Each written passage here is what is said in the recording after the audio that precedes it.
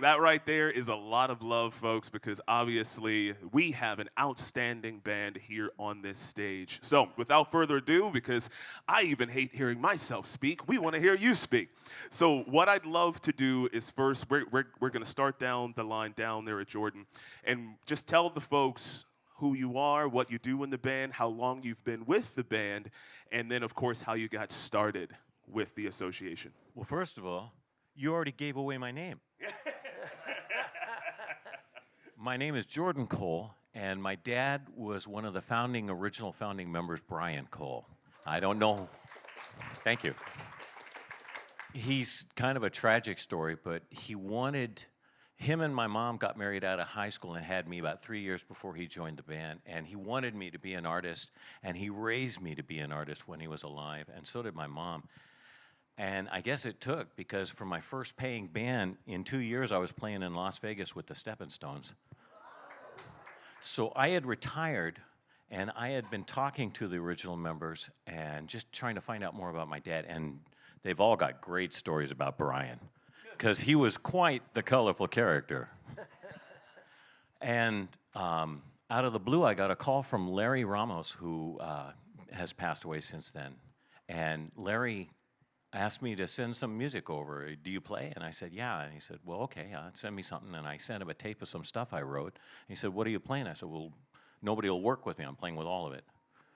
So he hired me to do a show for the band. And my first show with the association in 1998 was a cruise ship leaving Jamaica. And I've been with the band ever since. They promoted me to keyboard player, and I have been blessed to be able to play some of the most beautiful harmonies, the most beautiful music. Nobody has to tell me what to play because I grew up with this music. I know every note in my head. It is my 101 workbooks, our association songs. And they're not simple 1, 3, 5, 3-chord songs either. They are beautiful pieces. Jules has written one of the most beautiful masterpieces I've ever heard in my life, Under Branches.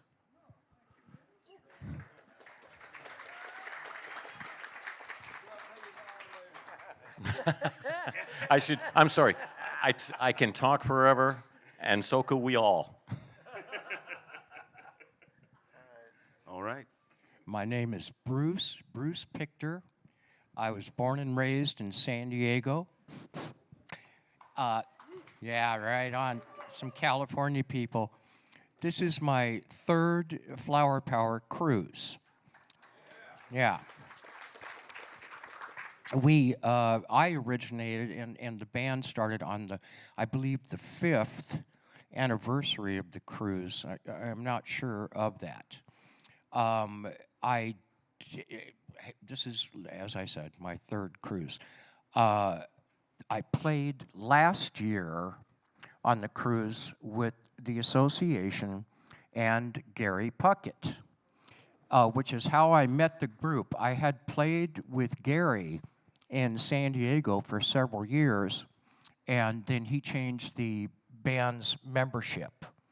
And when during a tour, Happy Together tour of 1984, some of the original group left, and they needed replacements for the group. I was recommended for the group, and I auditioned and got the gig. At that time, the originals were Larry Ramos, Russ Jaguar, and Jules Alexander. Bless them, Russ has retired, and Larry passed away, I believe, about 10 years ago. It's a wonderful cruise, and I certainly enjoy being on it. I'm a dog lover, and I play drums and percussion. I play drums and sing primarily with this group. February was my 40th year on stage. Thank you. And I believe in the history of the band, I may have more years on stage total than anybody in the group. And, you know, what are you going to do?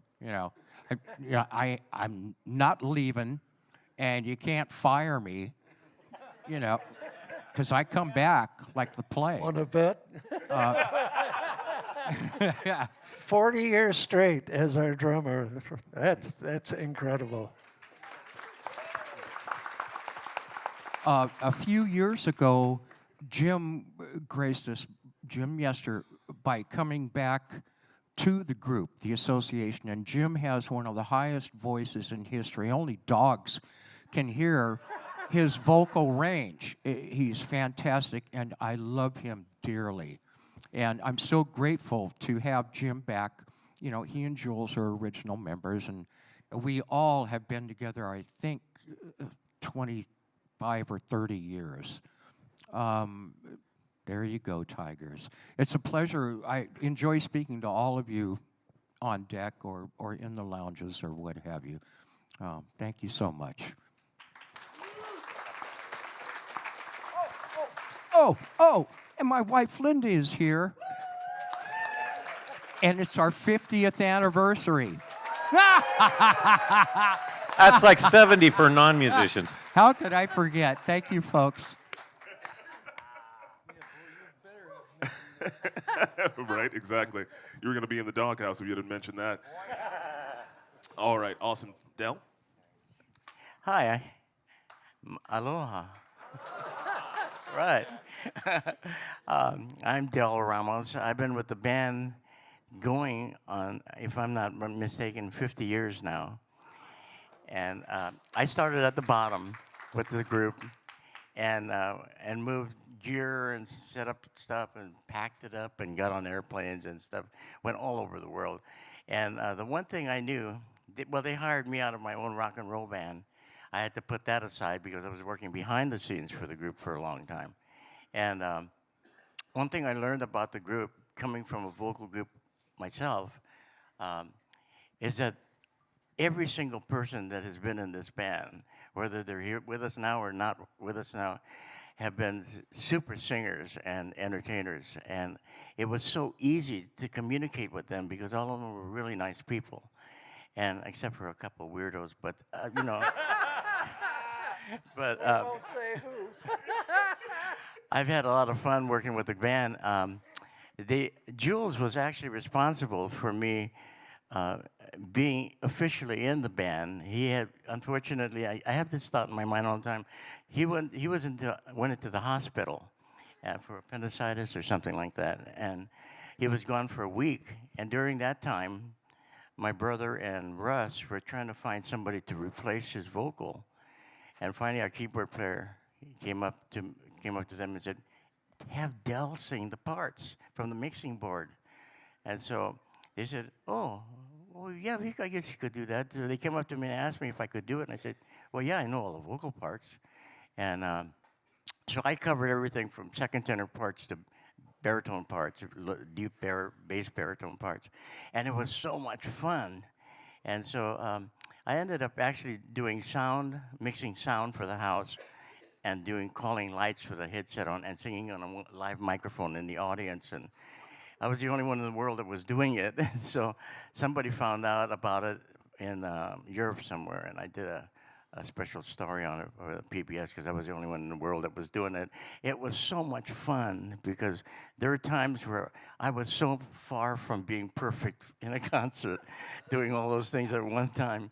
But there was 2 times that I was perfect doing it, and I made the calls and everything, and my memory was really good.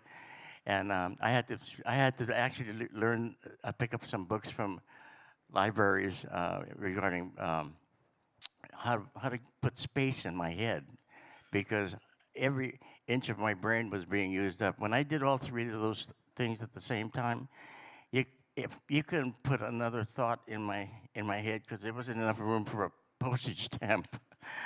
But I had a great time, and oh, hello. And so Jules, when he came out, he said he was on stage, and nobody told him I was singing from the mixing board. So he was on stage a week later performing, and I was really amazed that you could be standing up performing, after being in the hospital for that. And right after the first half was over with, Jules came up to me at the mixing board and he said, "Del, are you singing vocals during the show?" And I said, "Well, yeah, because you had to go in the hospital." He says, "You have to keep on singing it because I heard parts that I hadn't heard for a long time." And so that's what I was doing. I was picking out the parts to sing that I hadn't heard in the mix for a long time. So it made it a lot fuller, and so I owed him that for getting me into the band. And a week later, they had my pictures with the publicity pictures with all of them.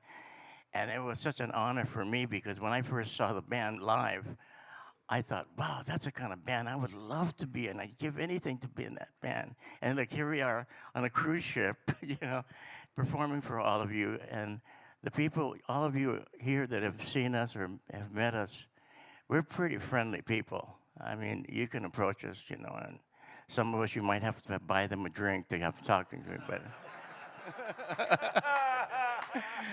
but I can't say enough about all of these guys. They're all good friends of mine, and each of us know everything about each other. And Jimmy, especially, next to Jules there on the other side.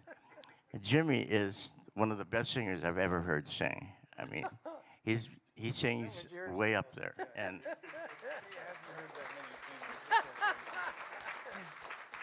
And the only other guy I can think of, I always thought Jules's voice was the sound of the association. When you hear him on the recording, you can hear his voice, and it's so important to hear his part. And Paul here, I ran into him when we were trying to find a music store for a keyboard that we needed. He was working in the music store. So I actually found Paul in a music store, which is kind of nice, if you could do that with all the vocal singers that you needed for a band. But boy, he turned out that he can play almost everything, just like Jordan can. Jordan and they both have great voices. And Paul sings whenever one of us can't make it, Paul steps in and steps up and does the job, believe me. And so again, if you all are interested in, I don't know, one more thing, I don't know how the three of us, Jim, Jules, and I, are still doing this because I'm the youngest of the three of us, and I'm going to be 80 in April, April 3rd. And I never thought I would ever be performing it in 80. But anyway, that's it. Nice talking to you. Short and sweet there, Del. Short and sweet.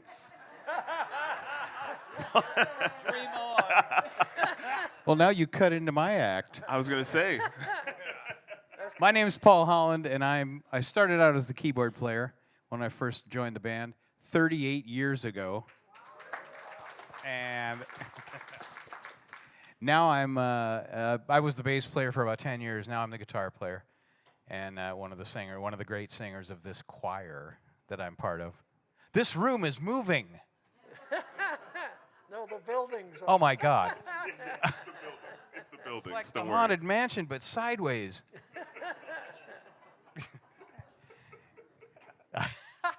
Anyways, I'm just really happy to be with this group. I've been with the group for so long, and I've had so many experiences, good and bad, weird. I've seen the weirdest things. I've seen the best things, the coolest things. I've seen the most messed up things, and I love it all because it's just a taste of everything. Hi, Rachel. That's our friend Rachel. Hi, Rachel. Yeah. Anyways, I'm going to pass this on, but it's great to be here. I'm glad to have met the people of you that I've met, and I hope we see you on the ship, and I hope we see you at the show tomorrow night.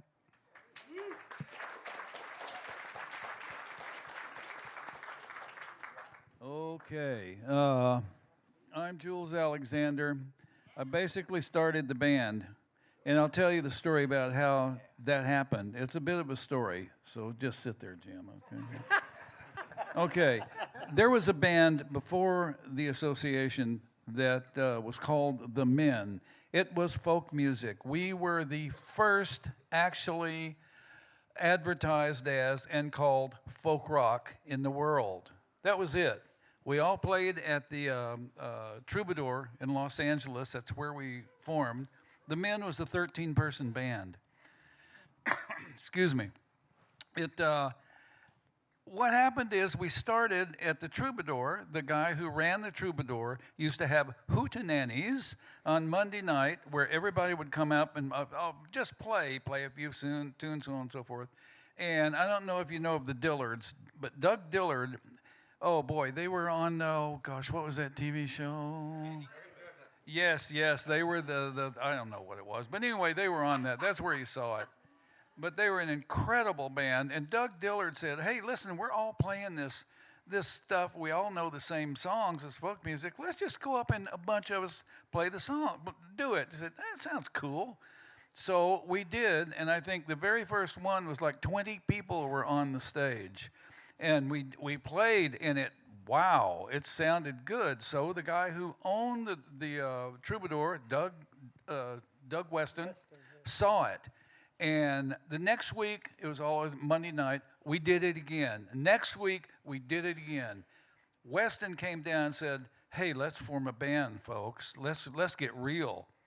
So we all came to a couple of rehearsals, and he chose 13 of us and called us the Men. And that was when it got together as a folk music band. Well, shortly after that, several of us played electric instruments. I mean, we were from rock and roll all over the place. Harvey Gerst, this fellow, said, listen, I'd like to kind of play my electric guitar in this sort of thing. And I said, that sounds good. I've got to pick up for my little old Martin, you know. And one of the guys was Ted Blueshell, our drummer, was in the band. He said, I'm a drummer. I'm a first chair drummer. I said, okay, let's just do this. So we did. We added electric instruments. And as far as I know, that was the first actual folk rock. Well, the Men went on for a while, about a year. And we got a real good reputation around Los Angeles. Doug, as a manager, was not the best in the world. So he lost his job as a manager, but the band went on. And we got another manager named Dean Fredericks, who was an actor. He was Steve Canyon on television and several other movies that we don't want to talk about. But anyway, Dean was a friend, and he said, look, I'll manage you guys. And we said, well, cool, let's just do it. We got together and began recording. We we did Along Comes Mary, which was a huge hit, as you all know. And Dean couldn't get us booked for any more than $500 a week for the whole band. So we said, Dean, you're a wonderful man. Get out of here. You know, it's not going to work. So we left him, went to another fellow named Patrick Colecchio, who was well qualified. Patrick managed us. We were on the band. We changed our name to the association. That's how the band started. That's the real thing. One more little story here. Actually, it's a long story. Dean said, look, you guys are good, but you're all really not professional.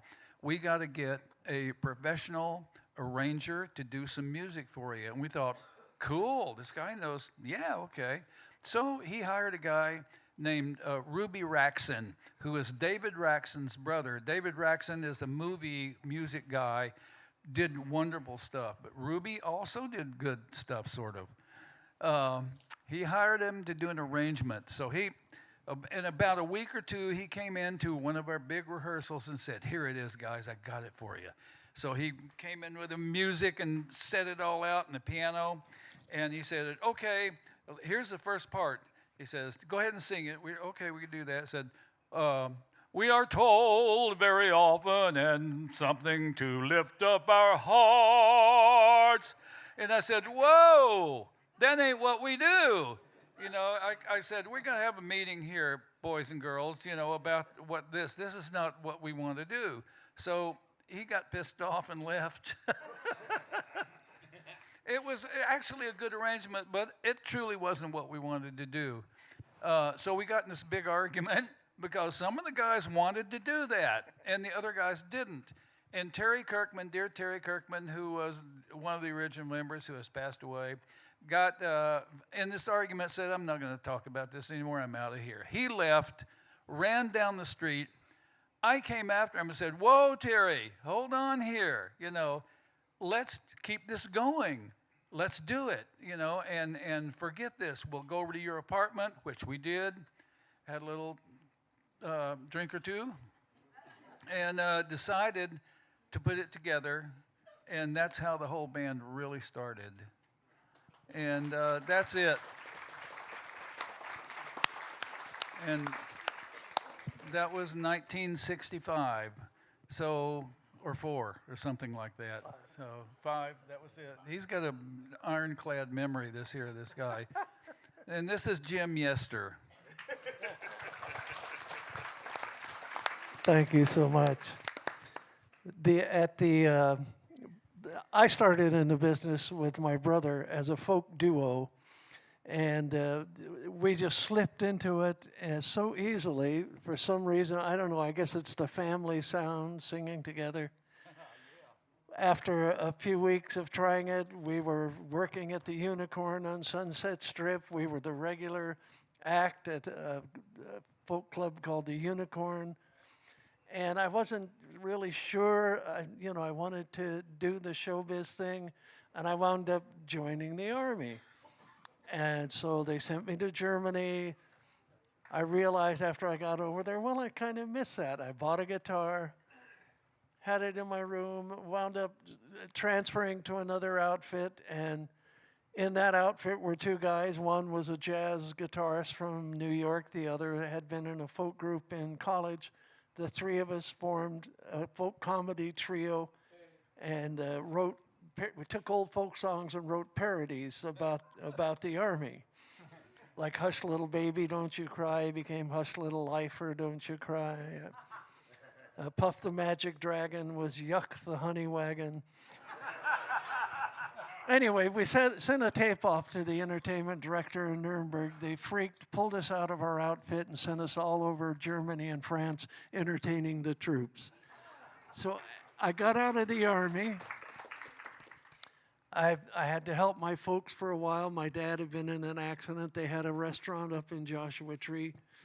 And I helped them for about 3 months, and then I went back down to the city, back down to LA, looking for a job as a bartender, because that's what I'd been doing for my folks. And after a couple of days of that, I said, nah, I don't want to do that. I called the Pasadena Ice House, because my brother and I knew them. I said, can I do an audition between acts? And they said, yeah, come in Wednesday night. I called the Troubadour, same thing, Friday night. Okay, so Wednesday night, I go to the Pasadena Ice House. I do an audition between acts. I had taken a telephone number off of the bulletin board, and it was for a non-folk group forming. And I had that in my pocket. After I did my audition, the club owner called me backstage. He says, well, good news and bad news. The bad news is I can't use you right now. Good news, some friends of mine are starting a group. A couple of them were here. They want you to call them. It wound up being the same phone number. So I called him, this was like maybe a week and a half after the men broke up, and they wound up becoming the association, which was originally going to be the Aristocrats, because of a terrible old joke, showbiz joke. But Terry's girlfriend was looking up the word, the aristocrat, and came across association, a group of individuals united towards a common goal, and that was it. Anyway, I called them. I went and sang for them. They sang for me. We fooled around with some arrangements for a couple hours. Then Jules pulls me aside. He says, come back in 3 days and you can move in. 4 of the guys were living there. He says, this guy will be gone, and you're in. So that was the start of it. 6 months, we didn't work anywhere. 6 days a week, 8 hours a day. We wrote, we arranged, we did choreography, we practiced. So when we first started somewhere, everybody said, "Where are these guys from? They're too slick." Anyway, it's been a wonderful 60 years. I was gone for quite a few years, over 20 years. I wound up in the Love and Spoonful, my brother's group, the Modern Folk Quartet, with Henry Diltz. Yeah. And came back to the association. They needed help, and I'm sure glad I came back. So it's been about, I don't know, 12, 15 years. Thank you. All right. So after our first question, I think we have time for one more.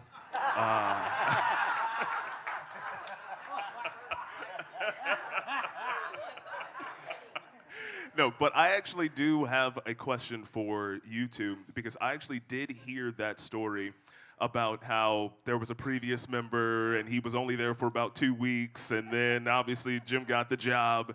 But what fascinated me more about that entire story was the fact that you all lived together as a band. Can you just tell me, how was that? How was that living with, just your band members, and you're constantly working together?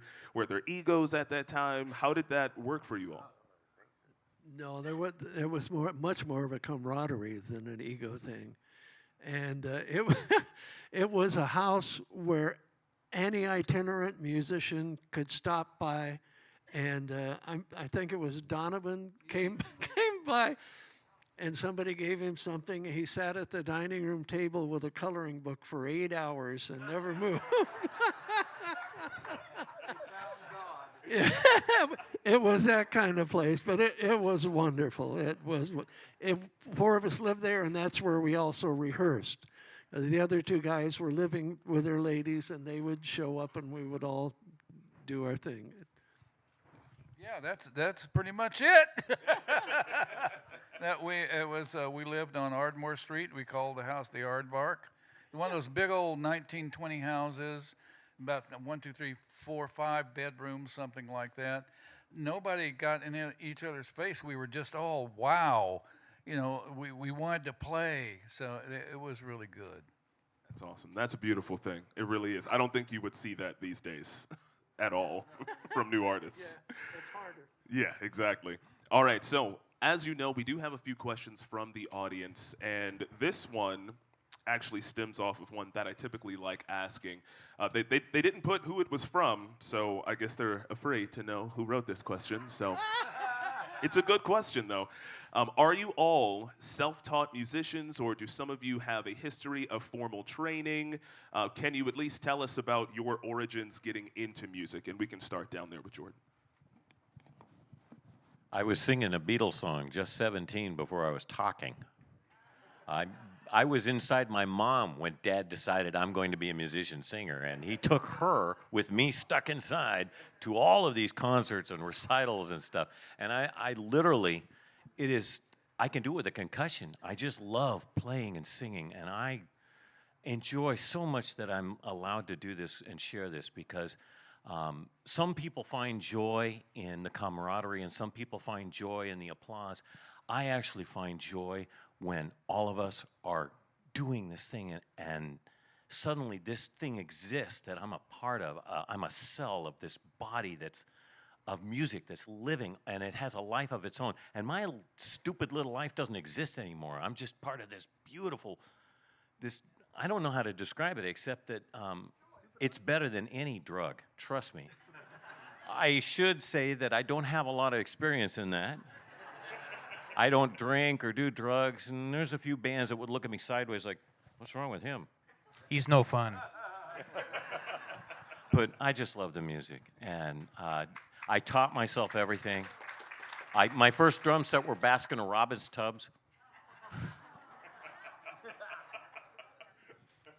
I am self-taught on drums. When I had been playing about 10 years, I guess, I corralled a drummer that I admired. He played for a group called Tower of Power. And I was in a group at that time that emulated them, blah, blah, blah. And I cornered him at one time, I didn't realize at his concert backstage, I cornered him and I asked him for a drum lesson, and he obliged on his day off. I knew nothing about traveling like we do at that time, and we sat in his room with a practice pad and 2 drumsticks, and he taught me basically a technique. But I started playing when I was 12 years old. I got a drum set for Christmas, and bless my parents, I had been playing saxophone. I played sax for 6 years. I'm a self-taught drummer and singer as well. But I've learned so much from this group vocally, and also I worked with the group, the New Christie Minstrels, for several months. And their ensemble and chorale singing also taught me a lot about it. But yes, I'm just a banger. I'm a self-taught guy. I should say I started as a drummer too. It ruined me as well. My turn. Hello again. My thing is a lot too, and I'll cut it short. I hadn't played a musical instrument. I'm completely self-taught. As well as singing goes, my whole family sang, and I used to love to listen to them sing. And I went in after playing guitar for a week, and I won the audition of over 250 guys. I don't know how it happened, honestly. And the group I was supposed to be in the other 3 guys were John Denver that were hired, Michael Murphy, who was a guy that sang Wildfire, Michael Nesmith, and myself. And so obviously I kept my mouth shut for a long time because these guys knew everything. And singing, but as far as the singing part goes, I love singing love songs because someone asked me that, what were your favorite songs to sing? I said, love songs, because it says more of the truth that I can believe, and it's written by somebody usually that loves somebody else and puts it down on paper, and it's such a personal thing, so I love songs. I love singing it, and this band's a perfect one for that. Thanks. All right. Am I self-taught? Yes and no. My mother, before I was born, was a music teacher in elementary schools in L.A., and my dad was a cop, but he would come home and have a few cocktails and put on Dixieland records and play trombone. So I became, and the time I was born, there was a piano and 2 organs in the house and all these musical instruments. And I have some instruments. I have some of the instruments that I have are older than I am, which is very cool to own those. I did take a few. When I was a kid, I saw the Beatles, and I said, I want to do that. I want to play guitar and be in a rock band. And so my parents eventually went to Kmart and bought me a guitar and amp for $40. And that was the first, they supported me and indulged my stupid things that I did. And they've pretty much made me what I am. I did take guitar lessons at the start, and after a few lessons I came home, and my mom tells me that she asked, well, how's it going? When are you going back for your next lesson? And I said, well, I don't need any more lessons. I know how to play now.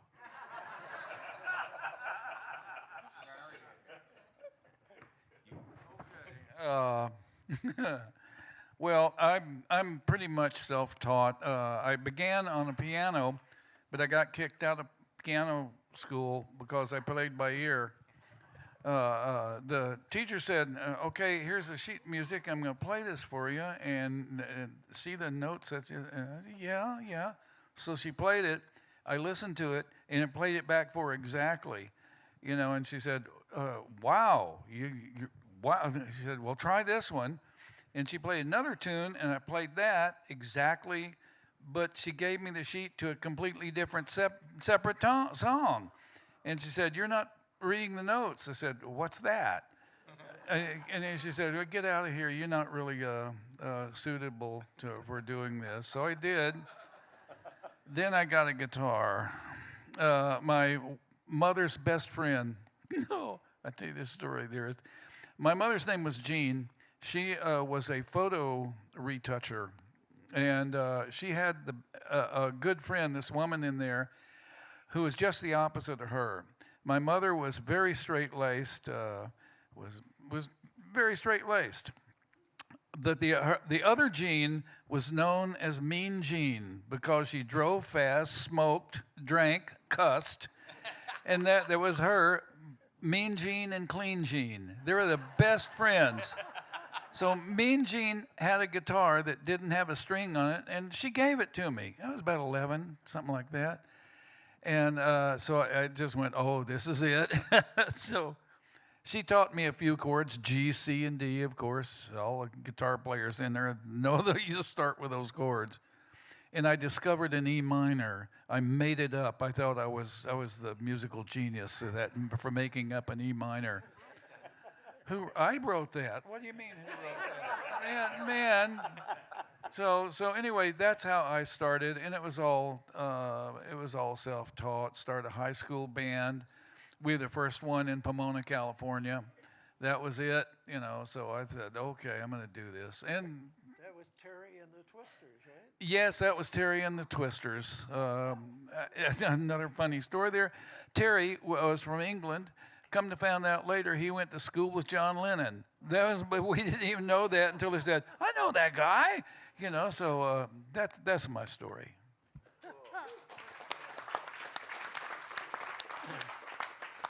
My folks were getting ready to move up to the desert because my dad was a musician and he was going to play up at the Apple Valley Inn.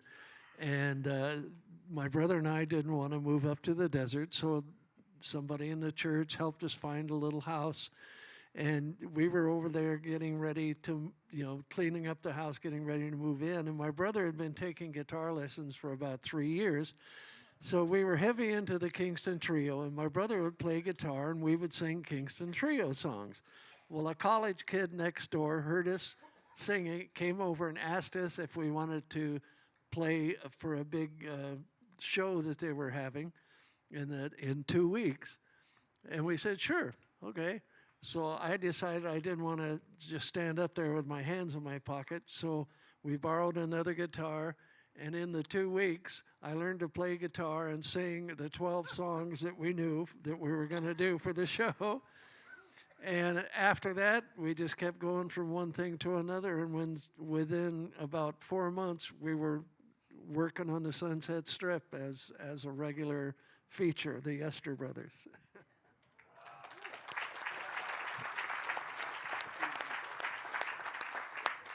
Wow. All right. So some of the questions have already been answered through some of your stories here, but there are also some just comments, some really nice comments. There's Laura from Denver. Laura says, just wanted to say, I listened to your music every single morning in the 60s as I was getting ready for school. She wanted to share that love to you. Absolutely. This question is for Jules. It says, what part of Chattanooga are you from, and what school did you attend? This is from Susan from Chattanooga. Oh, hey, say. She wants to see if you went to school together. Oh, there you are. Okay. I grew up. Microphone. Microphone. To tell me that on stage too. Let's see. I grew up. Well, I lived out in like kind of a city version of the Waltons, if you remember that one. It was my grandparents, my mother, her 2 brothers. My mother had been divorced. So we had a big family thing going there. And what was the question again? Oh, yeah. I lived in several places because my grandmother would get fed up with whatever house we were living in, and we would move, and every 2 years or so. I lived in Brainerd. I lived in East Ridge. I lived in what's known as the North Shore now, Red Bank. Went to Sunnyside Grammar School, went to Hemlock Grammar School, went to Brainerd Junior High, went to East Ridge Junior High, and then my mom and her new husband and me moved to California. That was in 1958. And it was California until I got in the Navy, and then it was all over the place. That's it.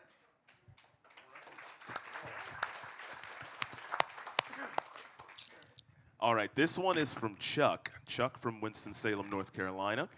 Chuck wants to know a little bit more about the business side here. He said, did you guys have an endorsement with Fender guitars in the 60s? No, what was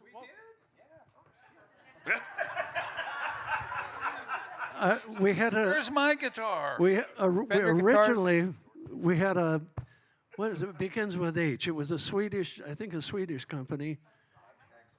Hagström. We had a deal with Hagström. That was our first thing with a company. I think Fender came after that. Yeah, well, we had a deal with Jordan Amplifiers also. Not any kin to him. That would be Cole. Yeah, he was worth. There were terrible amps, but they looked good. It was one of the first solid state amps. Also, Shure microphones and sound systems. And Vocal Master. My dad's face is pictured on one of the advertisements, and I still have it up on the wall of the sound booth at Channel 7 where I work in Spokane. Wow, that's awesome. Very proud of it. Yeah, that's very awesome. Absolutely, you can clap. All right, this one comes from Diana. Diana Estes, it looks like. Hey, Diana. Diana wants to know, was Terry Kirkman the leader, and what year did you start? Because Terry Kirkman's mother was my piano teacher in California. Right. That's what she did. Yeah. Yeah, Terry Kirkman's mom was also a piano player in silent movie houses. That's Terry. He came from that. Terry and I met each other in Hawaii when I was in the Navy and he was working there. He had to go back to the mainland. I came back and ran into him at a folk club, strangely enough. And so Terry and I were involved. Terry was in the Men. Okay, so when it all happened, the men broke up, and I said, Terry ran down the street. I went and got him and said, let's keep up. Let's keep doing this. So Terry and I basically were the first people in the association. And he was there from word one. Yeah. All right. Absolutely. All right, this question comes from from Carolyn Painter from Silver Lake, Ohio. Carolyn here. Hey, Carolyn. In 1967, I attended my first ever outdoor concert at Blossom Music in Cuyahoga Falls, Ohio. Does anyone remember 58 years ago, she asks. No. Actually, yes. Yeah, that's an incredible place. It's a great place to play. Yeah. Yep, the opening Yes. show. Yeah. Barely remember it, but I do. Yeah. Hard to forget a name like that. Yep. She also wanted to say that we also saw you at the Moondog Coronation Ball. Okay, sounds good. We remember that one too. We do, yes. What he said. In Cleveland, she wanted to. Oh, okay. I don't think that helped. I don't think it helped. The more facts you give, I don't think it's gonna help there. There was alcohol. How about Tangier? Yes, Tangier. There we go. Yeah, we played the Tangier quite a bit. It's a wonderful club in Cleveland, Akron, Akron. that's built like a mosque, but except it's this huge restaurant, and it's I think they're still in business. Oh, they're gone now? Yeah, it's been up and down. Got the whole history there. I love it. All right, so I have a question for the whole panel here. Obviously, many of you have been with the association for many years or since the beginning. What is one of your favorite memories from a show that you have done? Just a show that sticks out in your mind as this was just a pinnacle time, a pinnacle memory for being a part of the association. We can start with Jordan. I've got great memories of performing fantastic places, but also performing just fantastic harmonies and shows that just wowed everybody. But my favorite memory is when they did a Spinal Tap and a couple of members got locked in the basement during a show and we had to kind of let them out. What happened, we were playing a show in outside of Pittsburgh, and Jay and the Americans was on, and Larry and a couple other guys arrived a little bit late while Jay and the Americans was first going, and the door that came in either came right to the audience, and they're all dressed up, or came right to the stage, so they tried to find a back way around, and this door led downstairs and locked behind them. I'm sorry, I got a weird memory. That was Larry and I. I'd really have to think about this question. I would think more about the tours that we have done and the acts that we've shared the stage with. Like acts that may no longer be alive. We did a tour, a Dick Clark American Bandstand tour years ago with the Four Tops, who all the originals who have since, I think that Duke Fakir is still alive, but all of them had passed on. The Temptations, many of these wonderful acts that that I grew up listening to, that meant so much to me, that have since passed on. That's what I remember. And before I get off the mic, this group, besides being a multi-platinum and gold-selling group, has been inducted into the Vocal Group Hall of Fame and so many other accolades. We are being inducted to the American Entertainment Hall of Fame on April 13th.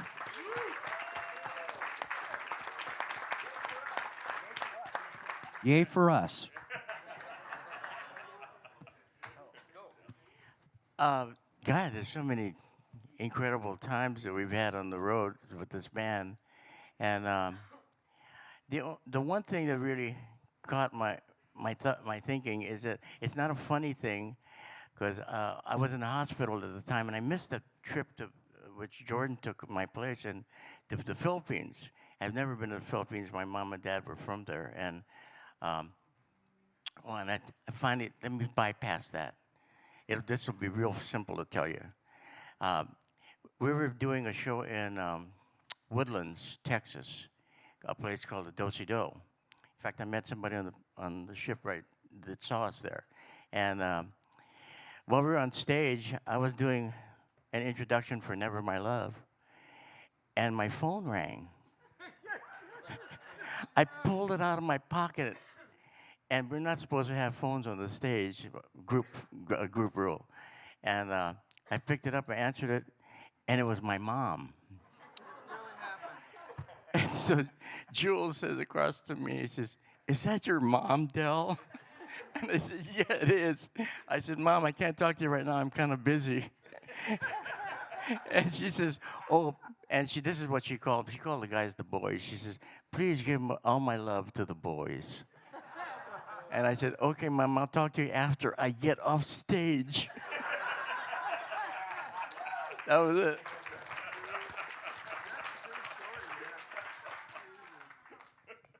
Well, I got 38 years of memories that are just like, there's so many fantastic memories. Two that stand out are, one was we did a show with Frankie Valli. This is many years ago.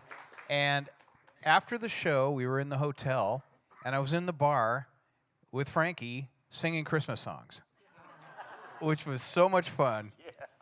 And, of course, drinking whiskey and...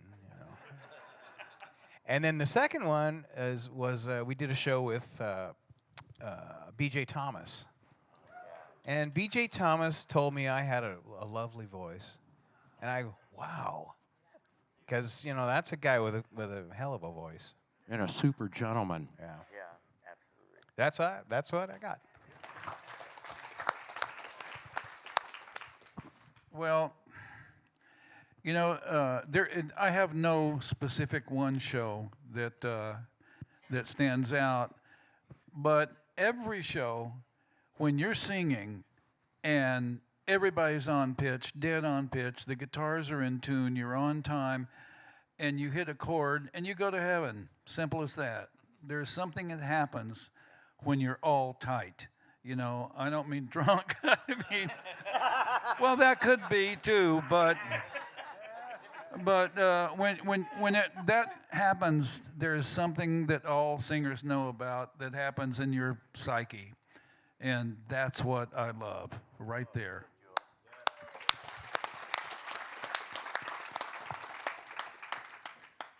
I think for me, it's like asking somebody which of your children is your favorite. You know, there's so many.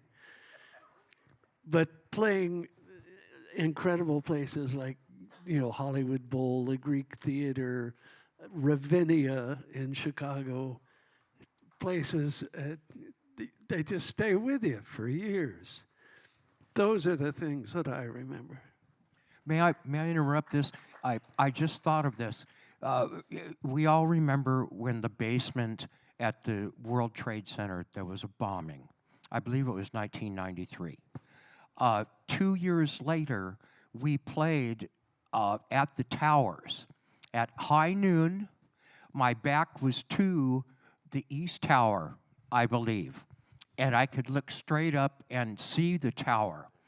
Where our dressing area was, you can see this on the videos at that time during September 11th. The triage area and where they set up was where we had our dressing room and whatnot. It's just these type of memories that you can't replace.